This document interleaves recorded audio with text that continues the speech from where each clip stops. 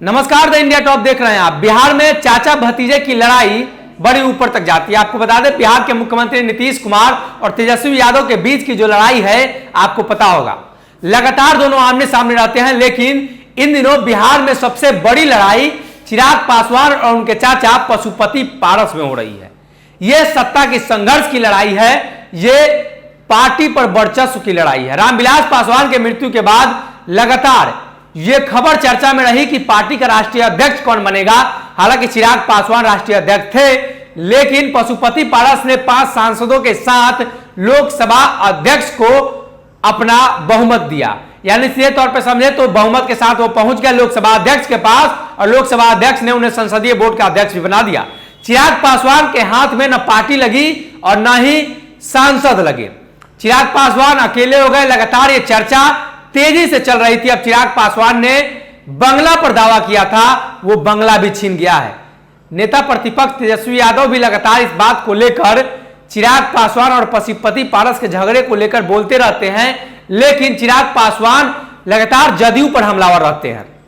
एक बार फिर से बंगले की लड़ाई में पशुपति पारस ने कह दिया है कि उन्हीं के कहने पर बंगले का जो खेल था वो रचा गया। यानी बंगले का जो खेल चल रहा है, अभी बंगला छाप पर स्टे लगा दिया गया है, फ्रीज कर दिया गया है, उन्हीं के कहने पर हुआ है। इस बात को लेकर अब चिराग पासवान ने ट्वीट करके अपने चाचा को घेरा है। उन्होंने लिखा है, चुनाव आयोग का आज का फैसला उनसे सवाल की तरह है जिन्होंने गरीबों की लड़ाई लड़ रही लोजपा की पहचान मिटाने की कोशिश की है। मां का स्थान रखने वाली पार्टी का महज एक कुर्सी के लिए दलित विरोधी जेडीयू के हाथों में बेचने की साजिश की गई है। साजिश सफल नहीं होगी, लोजपा का ध्वज शान से लहराएगा। उसके बाद उन्होंने दूसरा ट्वीट किया है, भयंकर कुचक्र की तरह लोजपा को खंडित करने की मुहिम जारी है।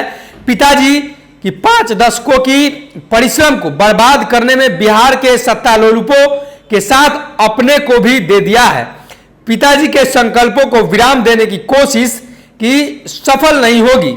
साथियों और समर्थकों से वादा है, जीत लोजपा की होगी। आपको बता दें, लगातार चिराग पासवान 2-3 ट्वीट कर रहे हैं जब से यह खबर निकलकर सामने आई है कि जो बंगला था वो अब न चिराग पासवान का रहा, न ही पशुपति पारस का रहा। यानी उस पर स्टे लग चुका है।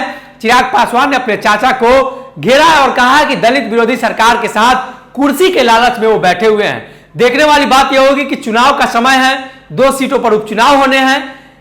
तेजस्वी यादव चुनाव लड़ने का ऐलान कर चुके हैं, जदयू ने भी ऐलान कर दी है, चिराग पासवान ने भी ऐलान किया था, लेकिन अब उनके पास सिंबल नहीं है, तो किस आधार पर चुनाव लड़ते हैं देखने वाली बात होगी। हालांकि चिराग पासवान ने अपने ट्वीट के जरिए अपनी मंशा को दर्शा दी है। खैर, इस खबर में इतना ही। आगे की अपडेट के लिए हमारे साथ जुड़े रहे। बहुत बहुत धन्यवाद।